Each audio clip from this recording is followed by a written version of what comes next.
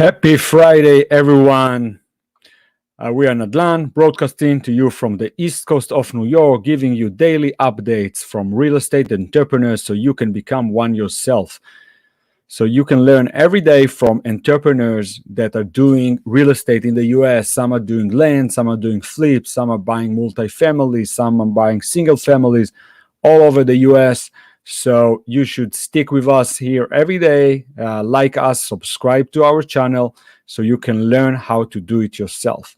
So who are we? Nadlan is providing real estate courses, mentoring, financing, deal analysis services, and great deal offerings all over the US.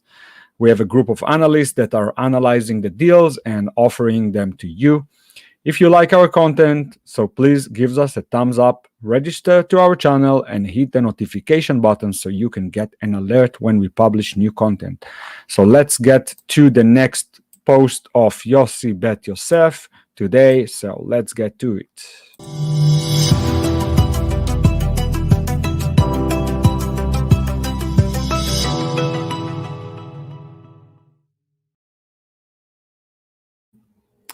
All right, guys. Entrepreneur of the week, Yossi Beit Yosef, post number 5. So how do I check the soil in Florida and in general? In post number 2, I mentioned that developers or investors do not ask what can be done with the land. This is very important question because only if we know what can be done with the soil can we know what to test and start the testing process. An equally important second question is what is our goal in the deal? What is our starting point and what do we want to do with the land in general? The answer to these questions will give us an answer to the question what tests I want to do and how much money I want to spend on tests. The most important thing is to know the area and know the rules of the place. How do you do that?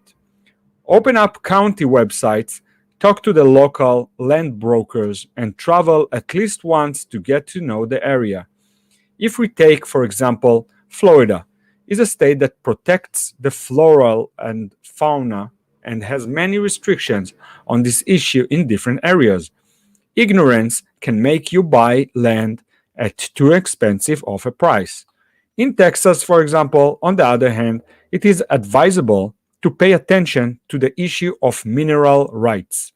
You would not want to purchase land in which the oil rights will remain in the hands of the seller, especially if one day you find yourself sitting on a huge oil slick.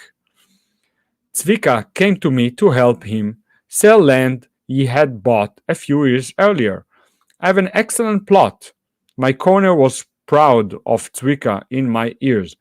The test we did revealed that there are 2 turtle nests on the field.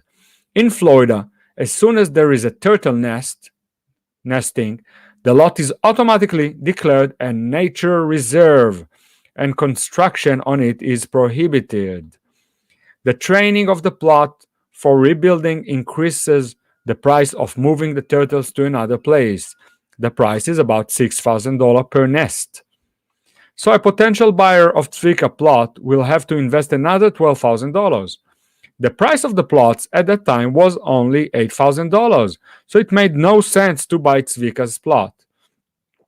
Tzvika also bought the plot at an exorbitant price of about $35,000 and had a hard time dealing with the bitter cut. And he decided to find his own solution. At this point, I said goodbye to him, leaving you to imagine Tzvika's solution. If Tzvika has done the necessary test, he would not have reached this state. Get to know the area. My friend Yossi Golan wrote in his post as an entrepreneur of the week an orderly list of what should be checked for construction needs. Read his post. There is a detailed list and I will not repeat it here. So just so you know, we have Yossi Golan post also in this podcast. You can just go back, search for it, and listen to it.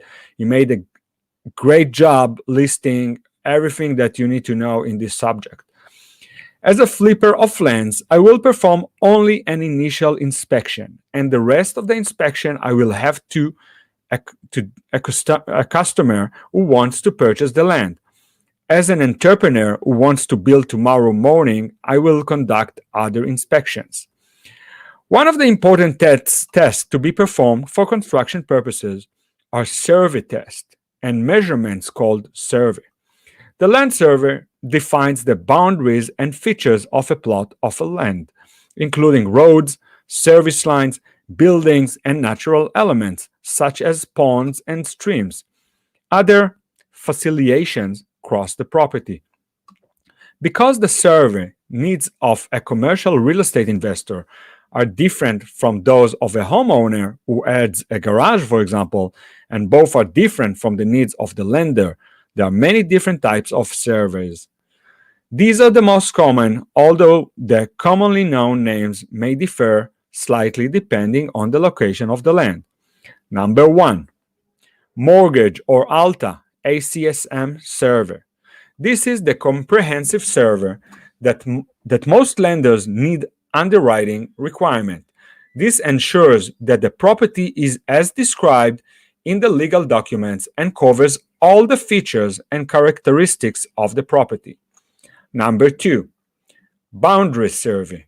This is the survey that the homeowner will be able to identify and verify the legal boundaries of a property. Number 3, Location survey. This is a comprehensive border survey with information on improvements usually used for the purposes of area loans and permits. Number 4, Design survey. This survey combines a topographic survey of roads, canals, services, and boundaries with boundary survey. Design surveys are used to plan home and subdivision plots, commercial and industrial developments, transportation, infrastructure, and leisure facilities. Number 5, Division survey. A survey for land development, as we discussed in this third post, requires a division survey to divide the plot into plots or into smaller ones. A survey we submit to the district and is used to design streets, drainage, and other essential components. Number 6, Topographic survey, sometimes referred to as a contour survey, is actually a three-dimensional map of a property that shows all the surface features, natural features, and heights of the property. This type of survey is often needed as a first step in planning new development projects, road or bridge planning or improving project of ranks or drainage, among others. As an entrepreneur who finds land, I know what I'm going to look for, but from time to time, I'm asked about land in areas I do not know. The first thing I check today is the supply and demand situation of the area according to the Zillow site. As unbelievable as it for houses, separate lecture, after all, regarding prices and the amount of transactions in a given area, it certainly provides reliable answers.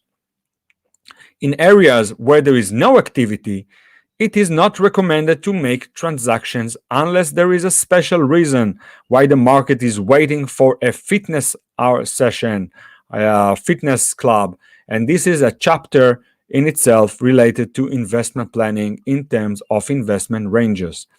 If the market is active, I start researching more in depth. Tomorrow, I will summarize all the topics we touched on this week, and I will also give some sites and tools that I use, and you can get help with them. In addition, we will talk a bit about characterizing a niche for an entrepreneur according to his characteristics and/or abilities at a given time. In the photos, a plot in the early stages until construction is included. See you tomorrow. All right, so let's take a look at this picture. You can see the plot being ready and then the property being built on it. Absolutely amazing. Thank you, Yossi, for today. And we will see you with post number 6 tomorrow.